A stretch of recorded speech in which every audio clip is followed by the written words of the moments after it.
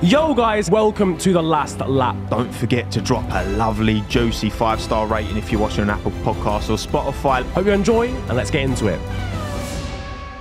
Sergio Perez, who I was quite disappointed with. Yeah. This weekend as a whole, like just from start to finish, I can't lie. Second, suboptimal recovery drive. Yeah. Same in Spain, wasn't it? Yeah. But I think with Spain, I was kind of like, I can see progress. Not fast enough, but I could see, like, he was on mediums compared to hards that the Ferraris were on. He was just dropping off. Yeah. I was kind of like, boss, I'll be real.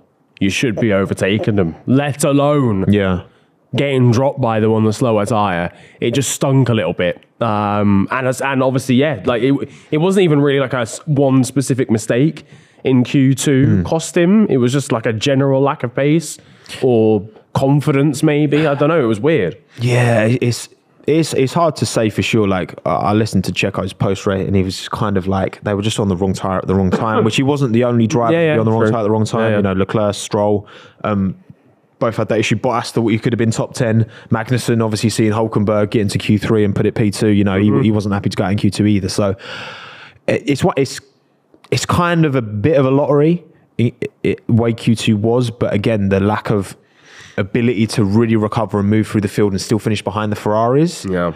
You know, he finished behind Russell in the... It does make you think, you know, we know how Checo's a very, very accomplished racing driver. He's got multiple podiums in a subpar Force India. He won a race in a Racing Point. You know, he deserved that Red Bull seat. He deserved to replace Alex off the back of 2020. And he played a pivotal role in Max winning that championship. You can't doubt Sergio's credentials. No, not at all. You know, but it's a form thing. Yeah, and again, and maybe, you know, he started the season great, and we saw this with Bottas many a time against Hamilton. You know, keeping up them levels is hard, but like, how much of it is Max just making the difference, right? Because this Red Bull is only, I can back this, right? So I did a video a couple of weeks ago, and essentially what I did, imagine you've got Checo and Max at that team, but Max is terrible. Yeah. Back marker, doesn't score a single point, right? Yeah. Terrible. It's all on Checo to do. You could say that.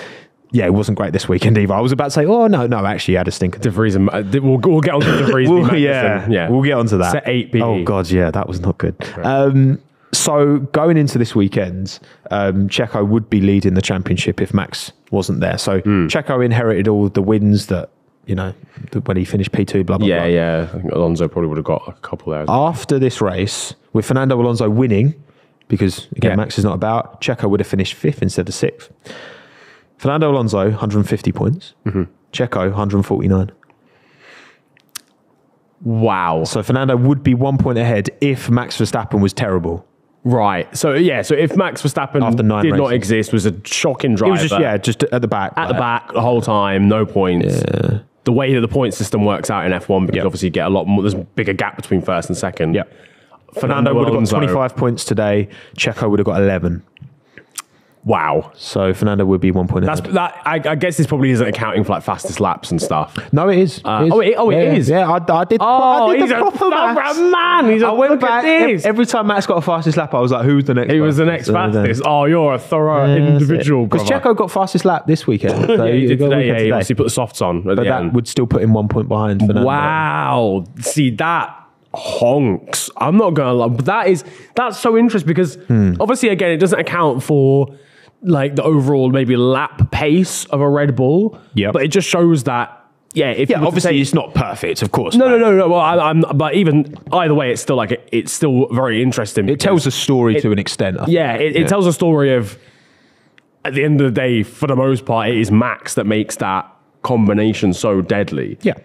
You know, he makes the difference. If Max didn't exist and he was terrible and Sergio Perez was the lead driver, I'm sure Perez would still win the championship come the end of it. Yeah.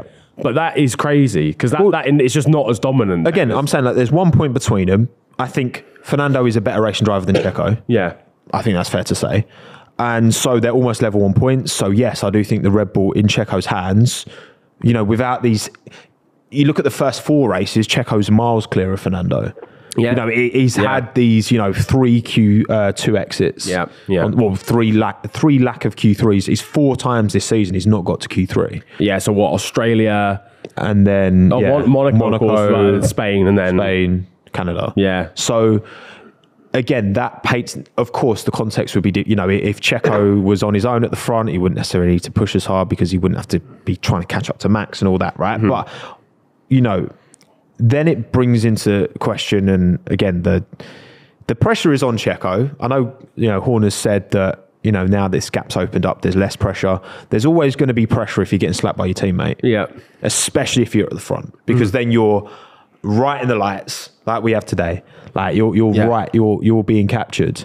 Yeah. And in 4K. Yeah. So do you think that, what do you think if things carry on as they are? What do you think Red Bull do? What does Checo need to do, and how do you play this if you're Christian Horner? Because I don't think there's a huge issue personally. So that's what I was going to say. First of all, I think for this season, I think there's not like a pass.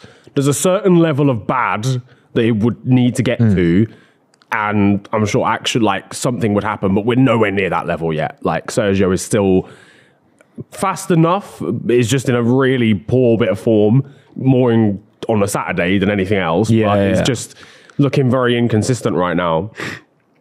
But I think because of the sheer performance gap that Red Bull have over everyone else, it's coming down. We've seen gaps shrink today. I know we had a safety car, but it was kind of early on, and we were still below 10 seconds come the end of the race. Yeah, we had Red Bull leading races by 30 seconds at the start of the year. Yeah, and that was mental. So it's coming down, but the way things are in the constructors, Red Bull are they've got double the points. Yeah, pretty much double. Yeah. So there's no problem in terms of losing a constructors championship, right? So for now, it's okay. I think if I'm Sergio, I've got to put at least 3 seconds in a row on the board. I've got to do that because it is still the fastest car. It's dominant because of Max, but it's still the quickest car that there is. Because I've got to finish second. Yeah. That's the bare minimum for the next 3 Grand Prix and stick it in Q3. Because come next season, if Mercedes and Aston Martin have caught up with their cars, then Checo putting these performances in like he's been doing over these last few races will curtail constructors challenge. Bro, this is what I said on the pod on the show. As well. That's why it was the end of Bottas.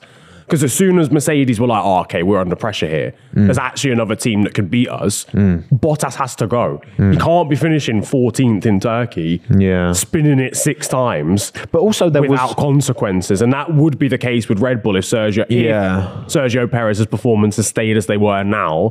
And then suddenly you've got Aston winning half the races in a season. You can have a number 1 and number 2 driver, but the number 2's still got to be raking in enough points to do the job. Well, in that instance as well, there was the risk of losing Russell. Because if you were like, oh no, Russell, you got a 4th year at Williams, I think he would have sacked it off. He's then like, okay, let's keep my options open now. If someone else, an Alpine or especially a Ferrari after the season that Valtteri had that year, it was shocking. Yeah. So do Red Bull have that problem? Because I mean, look, you've got Checo in the seat, Daniel Ricciardo. I don't think Daniel Ricciardo would be doing any worse a job than Checo, in my opinion. No. I don't necessarily think he'd be doing a much better job. No.